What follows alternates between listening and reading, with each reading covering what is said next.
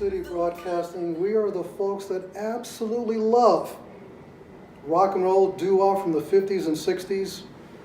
And I'm interviewing a gentleman here who's now carrying the torch of doo-wop rock and roll. And it's so nice to be sitting right next to Mr. Kid Kyle, or Kid Kyle. That's He's given me permission to call him Kyle. That's right. So Kyle, how did music come together for you? I mean, you didn't get involved in sports or auto shop. How did you get involved into music? What was the seed, or what inspired you? Well, when I was about 8 years old, I used to go to all the doo-wop shows with my aunt and my uncle, and we really, went to every show, the Duprees, that kind of stuff, and they saw me in the audience. I was, I was 8 years old, so they called me up, and we sang a song together, and really went from there. I listened to it my whole life. I was a big Elvis fan, so I was born on his birthday, so that's really what got me, hooked on it. And ever since that song we sang, You Belong to Me, with the Duprees, that's where we went from there. And I started, touring the country, touring the world, and this is our 13th year touring in doo-wop music now. So that incident sparked you. Absolutely. It woke you up. Mm-hmm. And yeah. And obviously you love the music because you're still doing it and you're carrying the torch. Yeah, I mean, there's no better music. There's no better music. Thank you That's for sure. saying And, that. that's all I listen. That's all I listen to. So I have to be honest. That's all I listen to. So Yeah, because I quit listening to music sometime in the 1990s, but it's music that I've told people the music never died. yeah, that's for sure. It never died. It's there. It's never died, but also if you go abroad, we've performed in Europe, a couple times, and it's very strong there. And my age, younger, a little bit older, that's mainly what you get at these big rock and roll festivals, and these, and they love it. They dress like the 50s. They act, and every day. So it's amazing. It really is. I know. I saw the same thing in Japan. They were dressed with greased hair, Mm-hmm. rock and roll. It's like, wow, but that's not. No, Doesn't belong to their culture, but they love the culture from the United States and that music. and they do it every day. Okay, they dress like it every day. It's really cool to see. So Therefore, the music never died. exactly right. It Exactly transcended right. cultures. Mhm. You know what I Yeah. mean? And even people that didn't understand what they were singing about loved it. Yeah, it's true. It's true. So you do a classic kid song called "I'm So Young" that became your signature song. So how Yeah. did that come together for you? Well, I'm so young. That's really, I think of it as the song that really kicked off my career. We did it on the PBS special when I was 12, and I sang it. It was a national, broadcast, and I sang it with the original students. And I think there was one or two originals at that time, maybe just one on stage with me. And but the guy who wrote it was there as well. And that's really what started my career full throttle. So that's the song. I'm so young.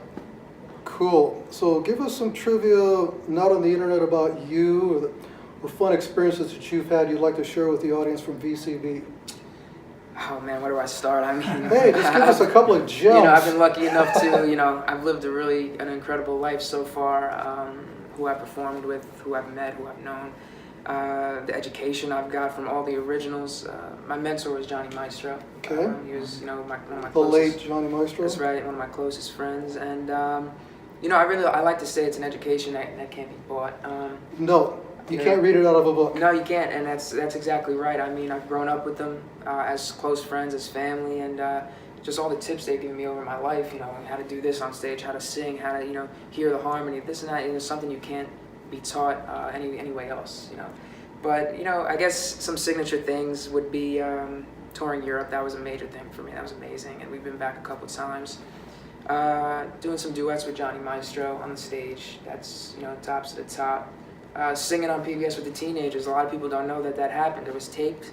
It was never broadcasted, but we did a couple songs with the teenagers on PBS, And we interviewed Herman Santiago of the Teenagers here on VCB. we were just with him a couple weeks ago at the other PBS taping. Such a pleasure. Yeah, so it's been really an incredible life, and the people that we've met and been with is just really something else. Well, for us to meet you is kind of a treat for us. No, hey, I feel the same way. We're meeting all these folks tonight that'll be Yeah. performing tonight, that people whose music we listened to when we were a lot younger. you know? Yeah, it's true, and I can't wait to be out here with the California audience, and we've been out here maybe a couple times before, and but that was my younger years.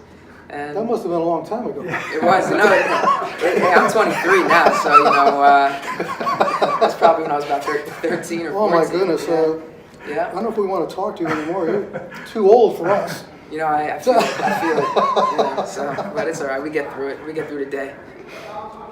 So we know you've done a PBS show with TJ Lubinsky.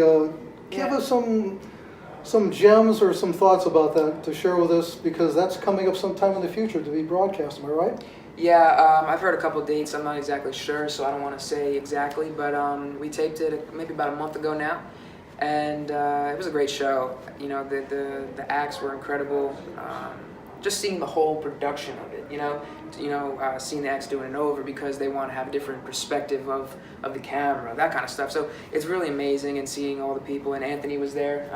Little Anthony. He introduced me because I sang The Diary. That's become my signature song now. Their song? Yeah, exactly. And so Anthony introduced me. They brought him in for that. And So who else did you get to see on stage? I mean, you can name. There was 2 nights, so we were there one night, and who was on that night? You know, the Brooklyn Bridge was there, and obviously old friends. Larry Chance, and you name it, they were there. The Dan Lears. It was a great night. It was an incredible night. I remember Jimmy Clanton, who's a great friend as well. Just a lot of great acts.